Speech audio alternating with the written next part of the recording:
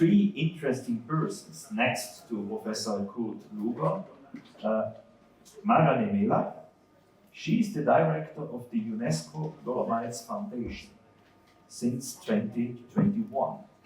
So, for the UNESCO World Nature Heritage, three regions, but I guess you will explain it, founded a foundation, Stiftung, Fondazione. And this foundation should do that, what Professor Kurt Luger was telling us. But we will talk about that. The second person is Greti Ladurner. For me, this evening, you are a very important person. She's a very renewed tourism expert and strategic consultant in South Tyrol and beyond. She's the former managing director of South Tyrol Marketing and Management Tourism Organization, so the regional board. And currently president of the Bolzano trade fair, Bolzano-Bozen. She has broad experience in the field. Her expertise lies in branding, regional development, and strategic planning. And so I think that's another view and perspective on this kind of discussion. Last but not least, Gerhard, you know him. I presented him this morning. Thanks to him, we can be here. He is Lari, not from Gardena, I guess from Alta Badia. But nevertheless, he lives in Gardena. So he changed the valley. This is not always easy in these close valleys. He was for many, many years, I guess more than 20 years, the marketing director of Dolomites Super Ski. He will explain what Dolomites Super Ski is. But I guess it is the biggest world combine of ski passes, combining, I get 13 valleys in different regions of the Dolomites. And today, CEO of Hero Dolomites, we talked about that this morning, and he will now show us also some interesting, or give us some interesting insights. A lot of superlatives, so this is a region of superlative. But what will be the superlative in the future? So now we can go back to the idea of the futures, bringing in new views, futurism. Can it be helpful? How can we create new views just in order to move away probably from traditional superlatives and create new superlatives, I would say. Okay, so Nemela, what are your thoughts when you listened Professor Kurt Luger? Oh, I just can say I agree to all that you say, because you talked about the Convention for the World Heritage, and as site manager of the Fondazione Dolomiti UNESCO, we apply this convention. So what we do is to set the table for the communities, for the large communities that are around the Dolomites, because our heritage site is very large. It's 142,000 hectares. It has 5 provinces, several administrations. So we provide a table, but who rules the territory? It's not our foundation, obviously, but are the local administration, the national government, and all this stuff. But we provide a table, and we suggest what are the main threats for the integrity of the Dolomites. We are working a lot also in the terms of tourists. We are not a DMO. We are not involved in touristic marketing, but still we are trying to work also to those who are involved in marketing to try to find solutions also for over-tourism. We do a lot of things. We do monitoring, for example, because we have to monitor the integrity of the site. So we use also big data.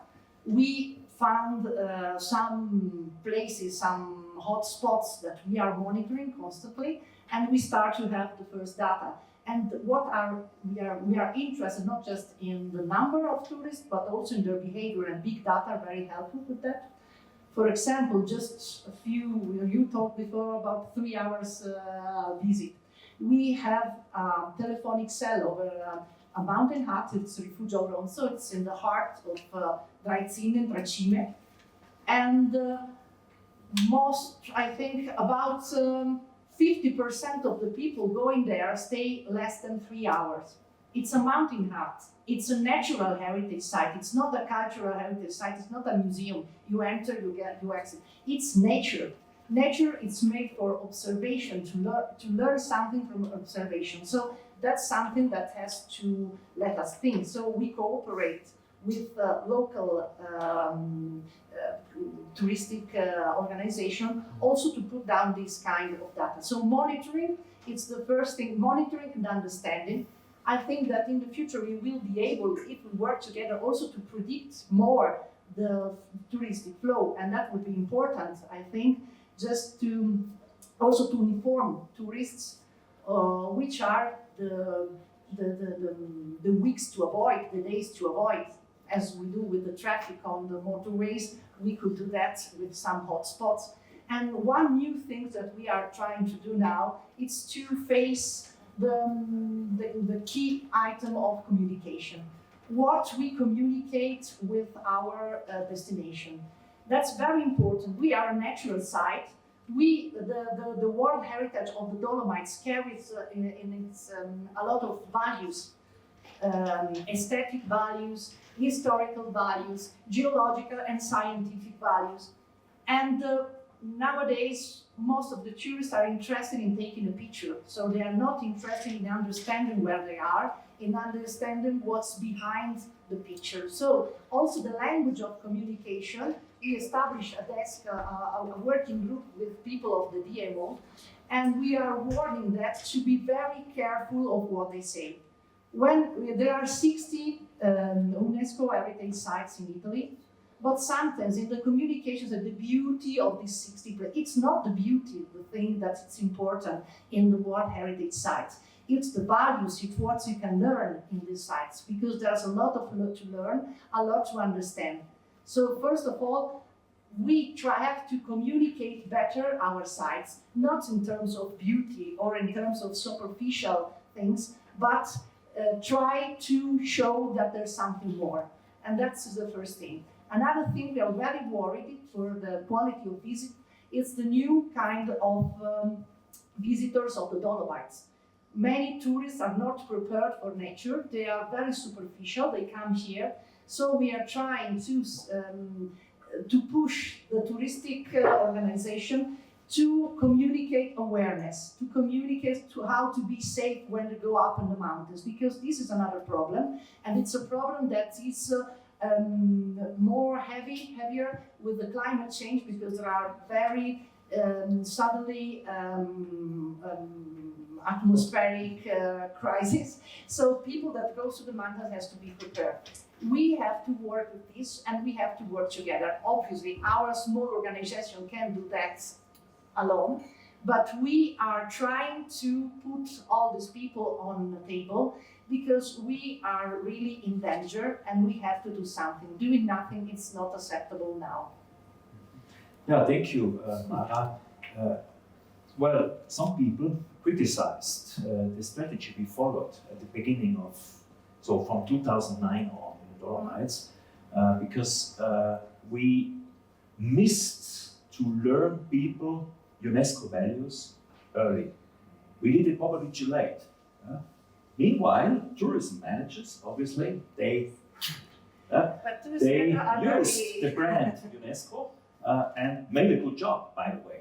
They did a good job. But it remained a marketing tool and not that much a value-based tool, as you were discussing it here.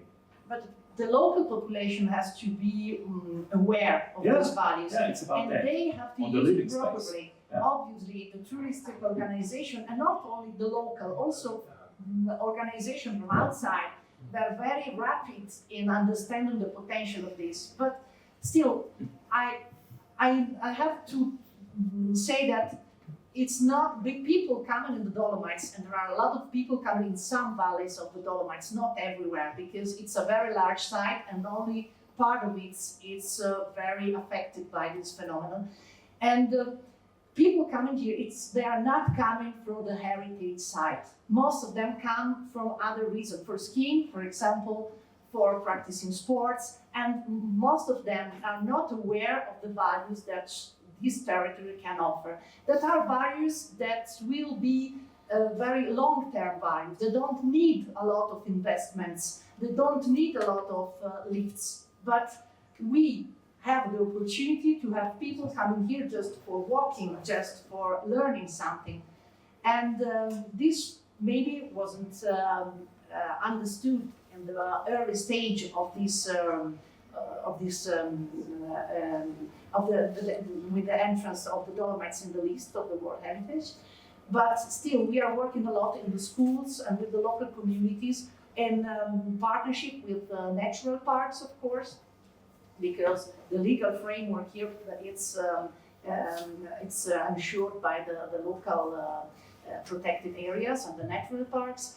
And we work a lot with the local community. Without that, we can't do anything, because the local communities are the key for doing that. We cannot do that without the participation of the local stakeholders. Thank you. We should go to eat something later. Gerhard.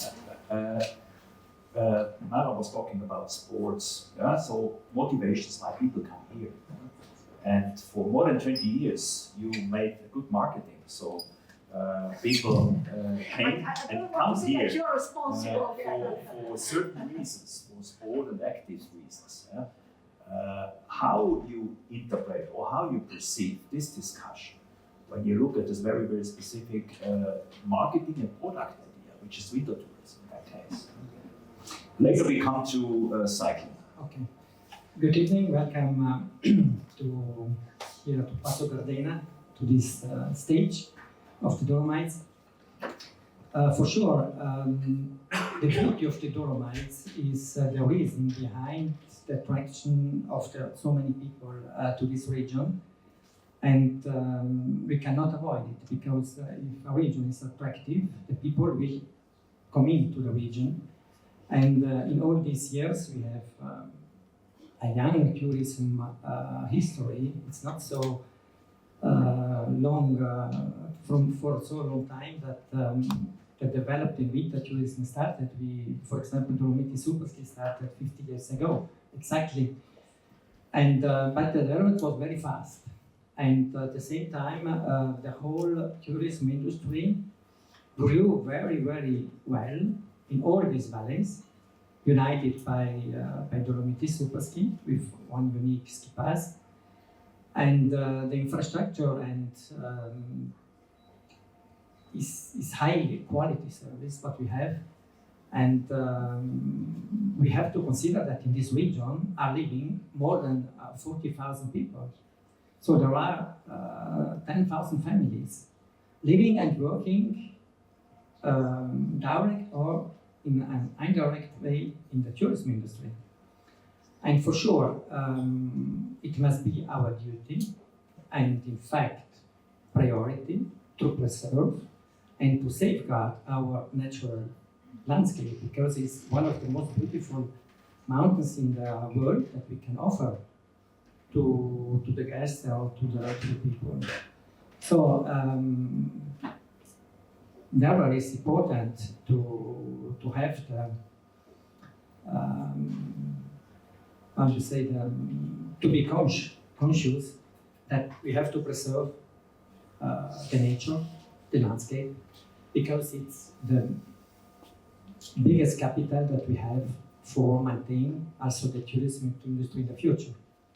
Yeah, because I'm coming back to Kurt Luger. He mentioned the example of the former chief of the Cable Car Funicular Association of Austria.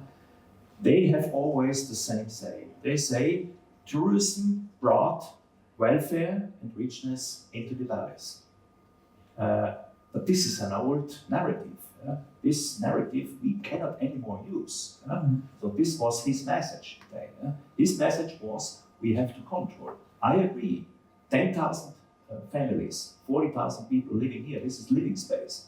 This is I would say living space and not destination. We can even say it in that way.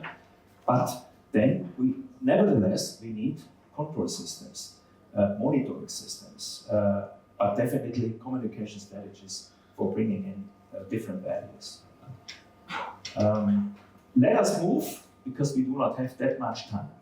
You changed the season. You moved from the winter season to summer season. Exactly.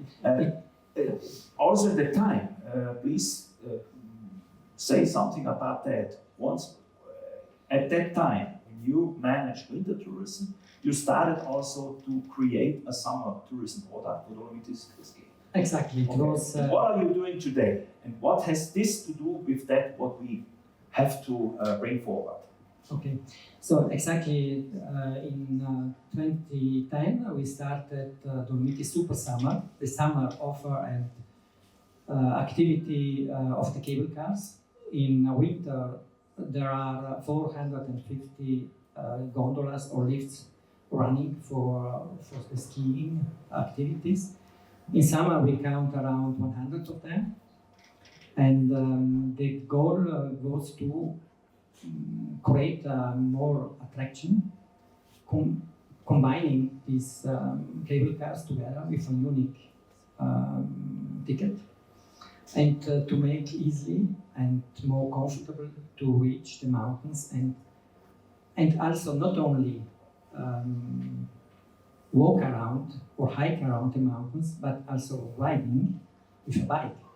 So then came up a new target, cycling because principally mountain biking, you ride in a green area. Everyone wants to ride in a green area, and the Dolomites is a fantastic stage for that. And so the gondolas allowed to take the bike into the gondola. This was the first step. It was probably the most difficult to convince the gondolas to carry the bike into the gondolas. But also in this case, after this first step, we started also a very attractive competition that attracts every year thousands of cyclists, mountain bikers, to run around these beautiful mountains, the Salamassif and the Sassalungo. I'm sorry we can't see not so many now, but the race is the toughest mountain bike marathon in the world, and the name is Tyrol. So that was a very fantastic key to make this event successful, and we are convinced that we have to protect our region because we attract thousands of riders for this event, and we developed a few years ago very well started sustainability program. We joined the Sports for Climate Action program of the United Nations that gives guidelines to sports organizations how to reach net zero. And we subscribe to this program. It's very strong and very we need a lot of effort to reach this goal. And we started this program very successful because it became the first international carbon neutral program. So we don't have too much time, but I can show a small video that can explain the idea and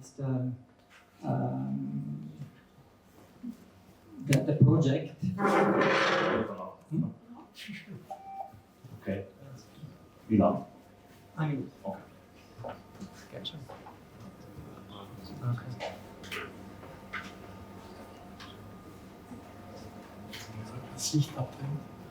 Yeah.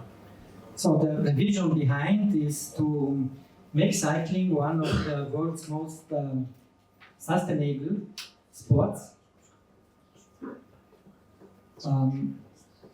promote cycling as a healthy, sustainable sports, improving population health, and also combating climate changing.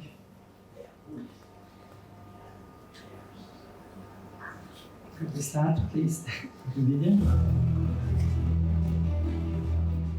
Hi, I'm Ilaria, and I am the Sustainability Manager at the Tyrol Dolomites Mountain Bike Marathon. And this is our project.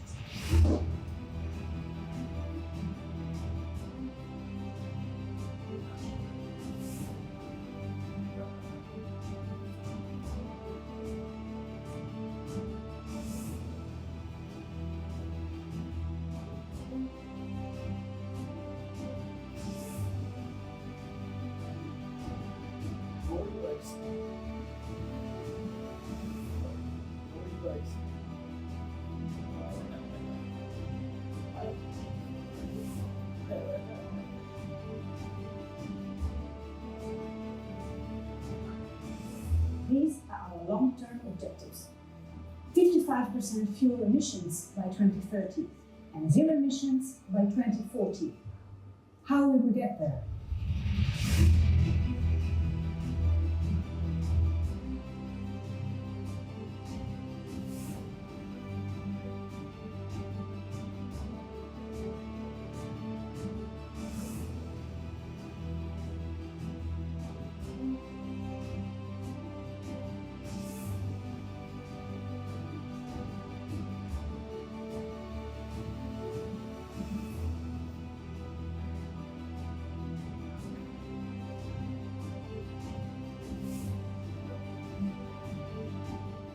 The hero and the missions on our way to becoming zero.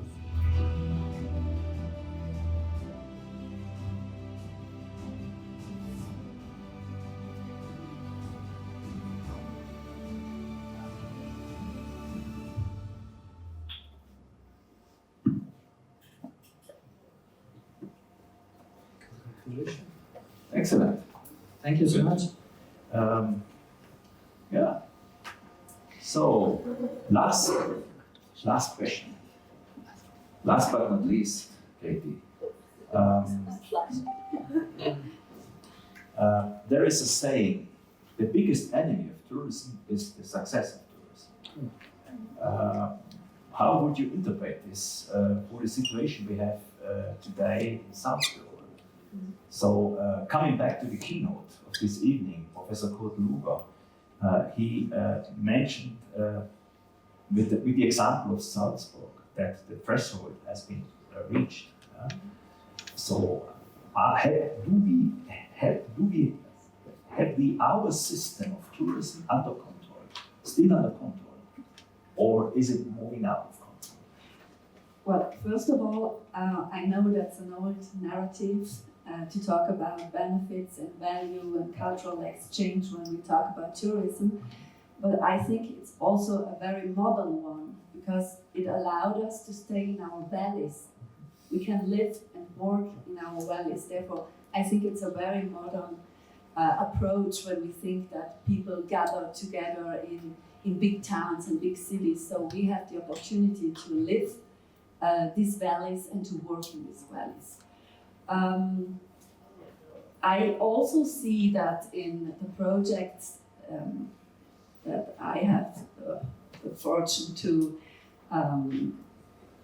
evolve, there is much sensibility for the issues we talked about first. We always, when we evolve brand strategies, we talk about sustainability, and I think we are able to get this change from pure marketing organizations to management organizations. And that means that we have to manage a whole environment, a whole ecosystem. And therefore, I think tourism is a very innovative industry at the moment in South Tyrol.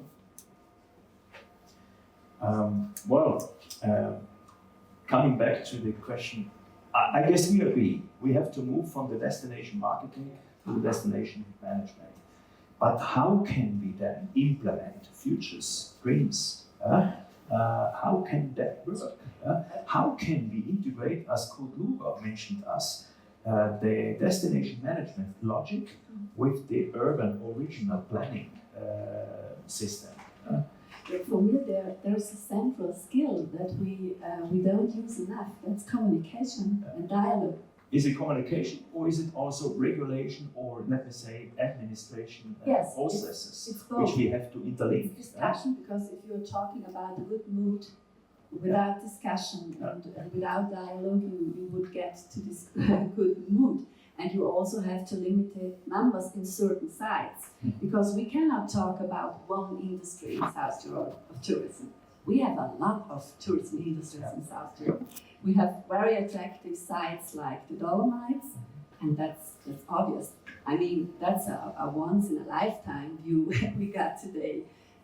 Probably the Dolomites are on many bucket lists of people around the world. But we have other sites in South Tyrol that would aim to more tourism, to a higher quantity, not just on a higher quality. But you know, the more we internationalize tourism, the more people are interested, first of all, to visit Dolomites. Later, probably they move to Venasta Valley. I'm not sure. Yeah? He's laughing. But first of all, Dolomites.